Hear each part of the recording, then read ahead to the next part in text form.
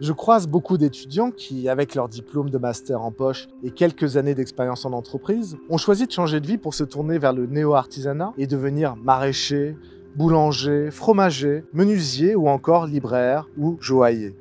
Pour expliquer leur reconversion, ils invoquent le besoin de renouer avec le sens, le concret, la matière, les liens humains authentiques. Ces choix semblent personnels, dictés par une petite voix intérieure. Pourtant, j'aimerais montrer que pour comprendre nos choix les plus intimes, il faut moins apprendre à s'écouter, à sonder ce qui se passe en nous, comme le préconisent les manuels de développement personnel, mais à prêter attention au monde qui nous entoure et qui modèle notre personnalité et nos désirs.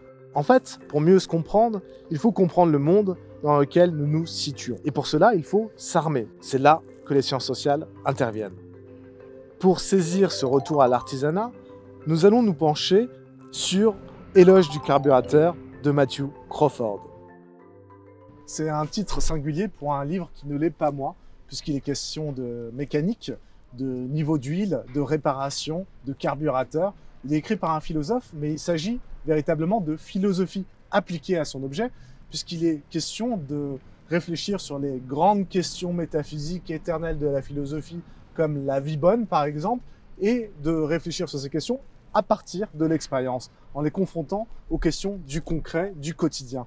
C'est un terrain qui est habituellement emprunté par les coachs de vie, les experts en développement personnel, mais que le philosophe et l'auteur en sciences sociales décident de conquérir, puisqu'il est un terrain que la philosophie ne doit pas délaisser.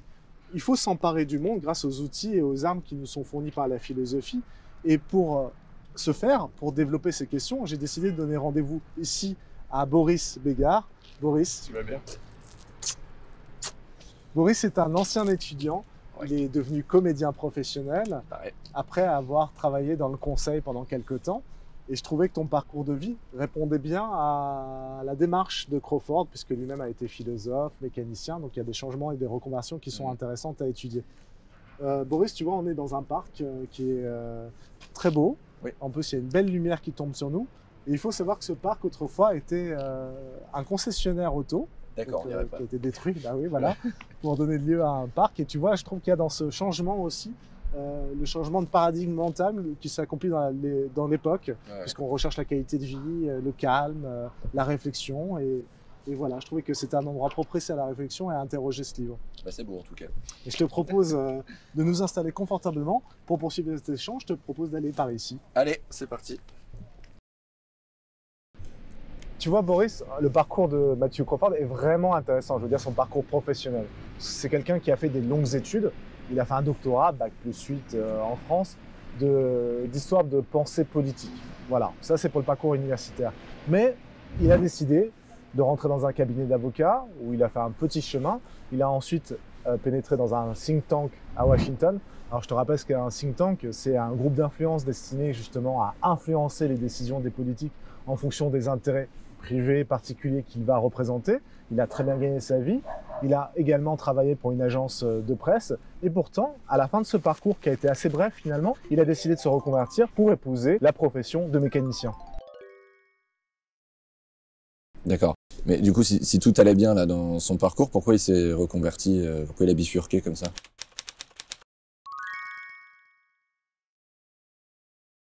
Ah, c'est une excellente question. Je pense que pour bien le comprendre, il faut s'arrêter sur un de ses épisodes professionnels, le travail qu'il a effectué pour une agence de communication, une agence de presse. Il était rédacteur. Ça consistait en quoi? Il prenait des articles scientifiques, c'est ce qu'on lui demandait, il les lisait, il les résumait, il les indexait pour la base d'abonnés. C'est ce qu'il payait en fait comme prestation. Donc il se dit, voilà, moi j'ai fait un Bac plus 8, j'ai une qualification hautement intellectuelle, je vais pouvoir me régaler toute la journée en lisant les publications de scientifiques de renom et les innovations les plus en pointe. Il s'est avéré que ce travail qui était passionnant sur le papier était absolument effrayant dans le concret. Au début, il a commencé à lire 15 articles par jour. C'est monté assez rapidement à 28 articles par jour. Donc tu vois un peu le volume abattu. C'est du volume, c'est de la vitesse, tout ça pour accroître la rentabilité. Alors c'était un job qui paraissait hautement qualifié au niveau intellectuel au départ, mais dans le fond, c'était répétitif, c'était ennuyeux, et ça entraînait même chez lui, dit-il, une certaine somnolence. Parce qu'à force de lire et de lire et de lire, qu'est-ce qui se passe? Il y a un phénomène d'abrutissement. Il faut à la fois être extrêmement concentré sur sa tâche, parce que l'abattage est tellement grand qu'il faut une concentration intense, mais cette concentration, elle suscite de l'ennui. Pour se protéger, le salarié se détache de lui-même, il se dédouble. Il lit, il est concentré, il ne comprend plus rien de ce qu'il fait, et ça n'a aucune importance parce que le travail soit bien fait ou mal fait, le volume sera là, et c'est tout ce qu'on lui demande. D'accord. Alors, si rien n'allait, pourquoi il n'a pas bifurqué plus tôt? Je comprends pas.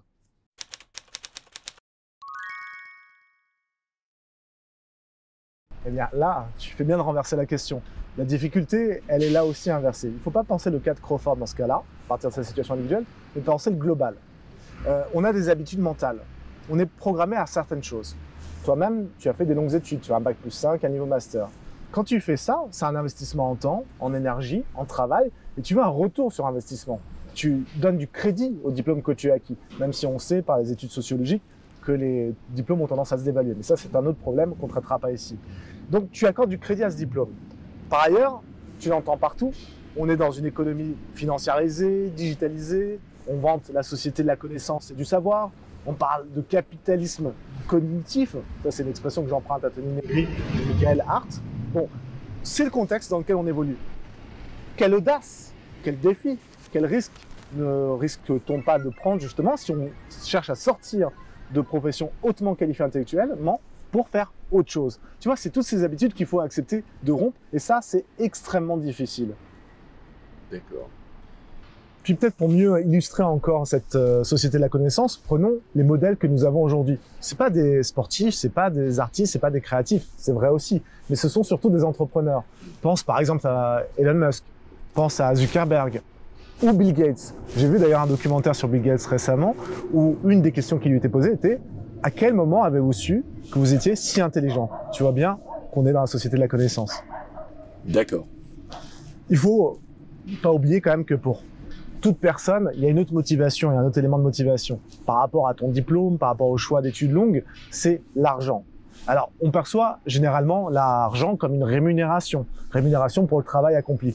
Et c'est là où l'analyse de Crawford elle est intéressante parce qu'elle montre l'état d'esprit que nous avons aujourd'hui dans le monde contemporain. C'est dit finalement, l'argent, c'est plus une rémunération, c'est une compensation. Et je repense, tu vois, à des slogans presque de 68 où il fallait ne travailler jamais, quoi. C'est ce slogan, ça serait perdre sa vie à la gagner. Bah voilà, ça c'est la métaphore de l'argent comme compensation. D'accord, mais alors on fait quoi? Ça veut dire que tout est perdu?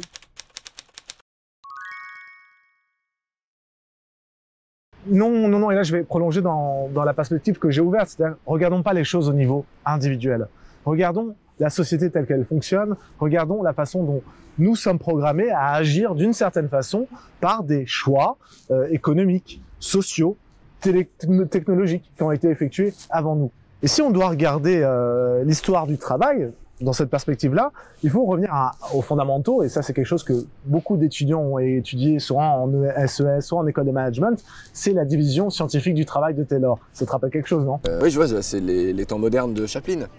Oui, c'est tout à fait ça, Boris. On a l'image avec Chaplin, les temps modernes de l'automatisation du travail. Alors, la division scientifique du travail, je te laisse aller chercher plus en profondeur ce que c'est, mais en gros, qu'est-ce qu'on recherche? L'objectif, c'est bien sûr les gains de productivité qui vont être effectués grâce à l'observation empirique des méthodes des travailleurs. On va regarder le savoir-faire des travailleurs, des artisans, on va chronométrer le temps qu'ils mettent à accomplir chaque tâche, on va ensuite sérialiser, couper, répéter, ce qui va permettre de transmettre ce savoir qui était détenu par un maître qui transmettait à son artisan apprenant à tous, et donc à déqualifier d'une certaine façon le travail, mais à le généraliser aussi. Bon, ça c'est l'objectif qui est visé. L'objectif bien sûr derrière c'est la rentabilité. Gagner en productivité, c'est chercher la rentabilité. Mais ça, c'est ce qu'on raconte souvent sur le taylorisme. L'ingénieur Taylor, il a aussi un autre objectif, c'est ne plus dépendre des hommes. Un artisan qui possède un savoir-faire, eh bien, on est dépendant de lui. Par contre, si on arrive à transférer ce savoir à l'organisation, et voilà, on est libre. On n'a plus besoin de l'outil humain, c'est l'organisation qui détient ce savoir. C'est ne plus dépendre des hommes et dépendre du système. C'est le système qui régit tout. Alors, bien sûr, ça a un impact sur le travail. On peut imaginer que là où il y avait un savoir-faire pour l'ouvrier qui mettait du corps, qui mettait du cœur, qui mettait de l'intention, bien tout d'un coup, il a juste à répéter des tâches répétitives, quasi automatisées, qui vont devenir ennuyeuses, et il va y perdre beaucoup de sens et de valeur dans le travail. Évidemment, ça a un impact. L'ouvrier, lui, ne va plus s'impliquer ou s'engager dans son travail. Il va donner le minimum, il ne va pas chercher à prendre ses responsabilités ou à prendre les devants, à anticiper. Il va y avoir des éléments de perte de motivation. Alors, tu vois, Boris, si on doit synthétiser, j'y vois 3 conséquences majeures. D'une part, l'ouvrier n'applique plus que des règles formelles qui sont dictées par le service conception et planification. Boum, il applique. 2, ça veut dire qu'il n'aura plus besoin de s'impliquer émotionnellement, de s'engager dans son travail. Et 3, l'ouvrier ne détient plus un savoir-faire spécifique. Alors, ça a des avantages. L'avantage, c'est qu'on peut abandonner une main-d'œuvre qualifiée pour une main-d'œuvre moins qualifiée, qui sera évidemment moins coûteuse en termes de travail. L'inconvénient, et ça peut-être que Taylor ne l'avait pas suffisamment anticipé, c'est la perte de sens et la perte de motivation qui est entraînée. Arrêt de travail, arrêt de maladie, démission, chômage, les gens vont avoir moins d'enthousiasme à aller travailler et c'est un risque qui est couru et que Ford a d'une certaine façon corrigé. Ford, le constructeur de voitures. Ici, on est sur un espace où il y avait un concessionnaire auto. C'est pour ça qu'on a choisi ce lieu, je le rappelle, on l'a dit tout à l'heure. Eh bien, Ford, il avait décidé d'augmenter les salaires de façon massive pour motiver les salariés. Donc on revient à l'argent. Ils étaient payés 2,34 $ le jour et c'est passé à 5 $. Tu vois, c'est la motivation, c'est l'argent. D'accord, mais ça concerne les métiers moins qualifiés. Et si je comprends bien, ça devrait nous pousser à aller vers des jobs plus intellectuels.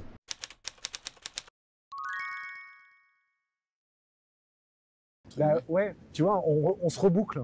C'est-à-dire qu'on se dit, bah voilà, il faut faire des études plus longues pour avoir une qualification intellectuelle, pour pouvoir trouver des jobs avec des responsabilités managériales, avec une autre qualification, un haut degré de compétence. Et je pense que ce raisonnement qu'on tient tous, c'est aussi le raisonnement qu'a tenu Matthew Crawford dans le choix de ses études. Et c'est ce que j'ai fait, et c'est ce que tu as fait aussi. Là où je pense qu'il a dû déchanter, comme un certain nombre d'entre nous, c'est que, en fait, ce qu'on n'a pas vu tout de suite, c'est que ça s'est appliqué d'abord aux travailleurs qui exerçaient des métiers qu'on pensait justement automatisables, répétables, interchangeables. Et en fait, au fur et à mesure, on va dire que ce travail de conception, d'organisation, de planification de travail, il s'est exercé vers le haut, quoi. C'est un système pyramidal. On a commencé par les jobs du bas, l'usine, et ensuite, ça s'est étendu. Pour aller plus vite, on va parler des emplois de bureau. C'est remonté. Et donc, plus tu montes dans la chaîne, plus tu es censé être protégé de ce travail qui est automatisé, ennuyeux. Et en réalité, tu retrouves la même chose. Et c'est ce à quoi on doit être confronté et ce qu'on est confronté tous les jours. Si je comprends bien, en fait, Crawford, il a fait la démarche inverse. C'est-à-dire que il est parti d'une profession intellectuelle pour aller vers un emploi moins qualifié. Et c'est pas une vision un peu nostalgique des choses, ça?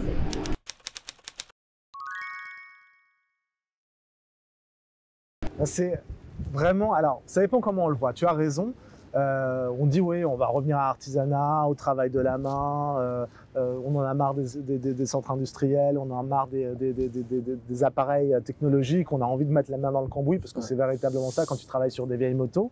Alors, oui. C'est un peu le même principe avec le retour à la terre, les gens qui font dans l'agriculture, etc. On peut voir les choses de cette façon et je pense qu'il y a une partie de Matthew Crawford qui penche vers ça. Mais c'est pas ça qui est le plus intéressant. Comme je te l'ai dit, je crois que c'est par rapport au travail intellectuel qui a été fourni. Il ne s'est pas senti valorisé, il ne s'est pas senti stimulé. Et par ailleurs, en marge de son travail, enfin dans ce temps de loisir, il faisait une activité de mécano, il travaillait sur ses motos, sur ses bécanes, il rencontrait des spécialistes qui lui transmettaient justement un savoir-faire. Et là, non seulement ça le détendait, mais aussi ça demandait un moment presque hypnotique, tu vois, de concentration, qui l'amenait à chercher des solutions. Il travaillait avec des problèmes et il cherchait des solutions. Et il s'est rendu compte qu'intellectuellement, c'était extrêmement stimulant. Donc ça veut dire qu'il y a une autre forme d'intelligence qui est motivée et mobilisée dans le travail manuel ou le travail artisanal. Et c'est ce qu'il cherche à nous décrire. Là encore, pas de nostalgie. Comment l'intelligence travaille dans le travail manuel? C'est la question. Là, je pense à un autre exemple, je trouve qu'il est très éclairant.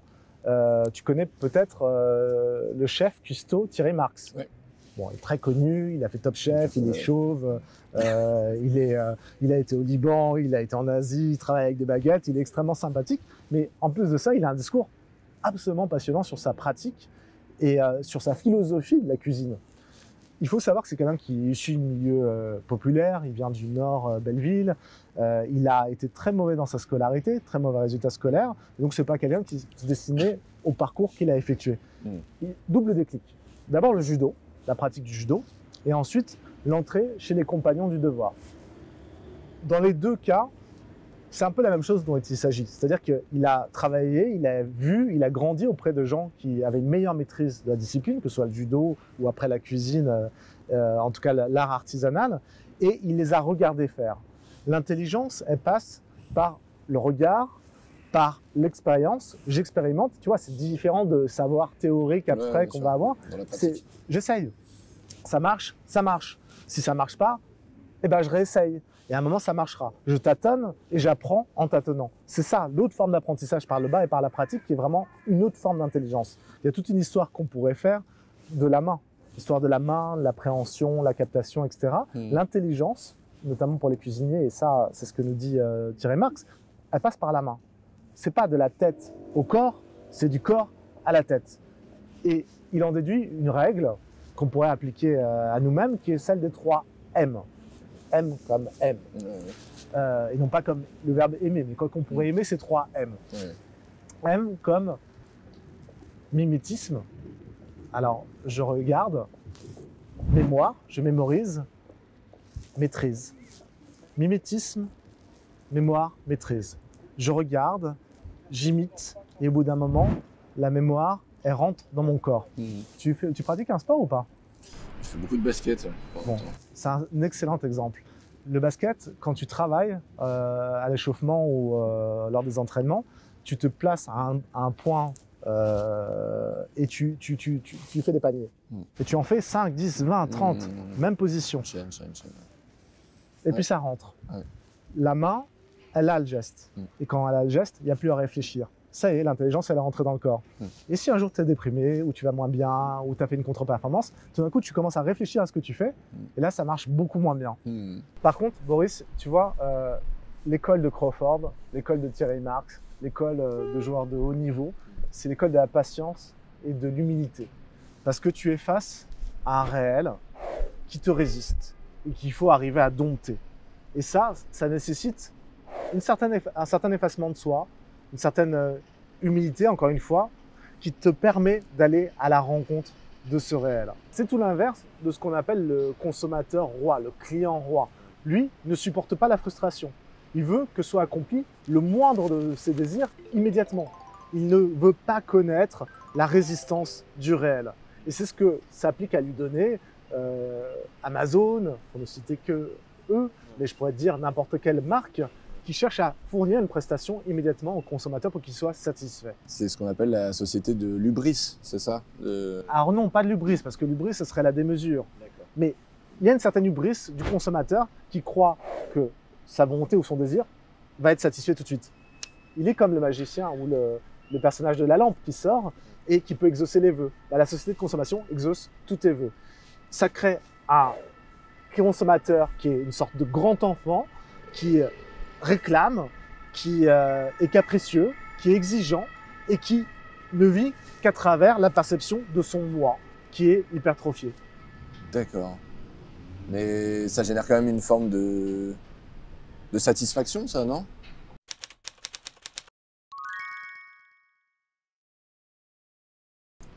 Pour le consommateur, oui, dans la mesure où il obtient ce qu'il veut. Mais cette satisfaction, on sait, on le connaît tous en tant que consommateur, elle provoque ensuite de la frustration. C'est un bonheur paradoxal. J'achète quelque chose dans un magasin, je l'essaye, par exemple un ordinateur, une chaîne Hi-Fi, etc. Il bug, il est trop lent. Et après l'acte d'achat que j'ai idéalisé, le réel revient à la charge et crée de la frustration. Donc c'est une fausse satisfaction, c'est une satisfaction éphémère. Ce qu'on recherche dans le travail, et notamment dans le travail, le savoir-faire manuel, c'est une satisfaction plus permanente, quelque chose qui soit plus gratifiant durablement, pas quelque chose qui disparaisse immédiatement. On n'est pas dans l'éphémère. Donc c'est pas la satisfaction finalement dont parle Matthew Crawford quand il explique sa démarche. Lui, ce qu'il recherche, et ça va paraître très prétentieux et très philosophique, ce qu'il recherche, c'est la joie. Qu'est-ce que c'est que la joie? Boris, je te le demande, c'est un sentiment de plénitude, une satisfaction, mais totale, pleine, qui nous remplit, qui nous donne la sensation et le sentiment de nous accomplir au maximum de nos possibilités ou de nos capacités. Quel bonheur j'éprouve lorsque j'ai fait du sport et que je sens que je suis épuisé dans le bon sens du terme et que j'ai fait une belle performance. L'important, c'est pas d'avoir obtenu la meilleure place. L'important, c'est pas d'avoir battu mes concurrents, de les avoir écrasés. L'important, c'est d'avoir la sensation d'avoir donné le meilleur de moi-même. Et ça procure de la joie. D'accord, donc c'est la joie dans le bonheur par l'effort et pas par le plaisir. Voilà. Alors on pourrait dire que là, on est dans une vision très doloriste, faisons-nous mal. Mais l'effort, il est partout, hein. Toute tâche qui mérite notre attention nécessite un effort. Elle requiert notre concentration, elle nous mobilise, elle mobilise nos capacités en vue du résultat qui est poursuivi. Alors on l'obtient parfois pas tout à fait. Mais il faut bien comprendre comment fonctionne l'humain. On ne se contente pas du peu qu'on a, on veut toujours plus. Et dans la version noble de cette idée, imagine-toi Boris ici et Boris de demain. Le Boris de demain, c'est quelqu'un qui a accompli des choses. Et le Boris d'aujourd'hui, il cherche à coller à cette meilleure idée de lui-même qui est celle-ci. Tu es comédien, Boris, après avoir fait une école de commerce, tu fais carrière et tu as une idée de la carrière que tu vas accomplir, du type de comédien que tu veux être. Et tu fais tout ce qui est en tes possibilités pour devenir ce comédien-là. Ça requiert un effort. Et j'aurais terminé en fait par quelque chose de plus large. Parce que quand on transmet du savoir et de la connaissance, on est toujours sur une réflexion sur pourquoi apprendre, pourquoi réfléchir, pourquoi développer son sens critique. Ce qu'on a fait là, avec Crawford, c'est chercher à développer notre sens critique. C'est élargir notre horizon, élargir notre champ de compétences justement pour s'accomplir. Et c'est l'inverse du comportement de l'idiot. L'idiot, c'est celui qui se contente d'être là où il est. Il n'y a pas de demain, il n'y a pas d'hier, il est là, il est présent. Il se contente de lui-même, il se replie même sur lui-même et ça lui suffit pleinement. Ça veut dire que c'est un être qui se détériore au fur et à mesure parce qu'il ne mobilise pas ses capacités. Et on sait bien que si elles ne sont pas employées, eh ben, elles disparaissent. Il devient paresseux, ce qui fabrique de l'ennui, de l'apathie et finalement de la tristesse. Non, moi, je te propose de sortir par le haut, justement par la joie, Maurice. D'accord, bah c'est avec plaisir. On va faire ça.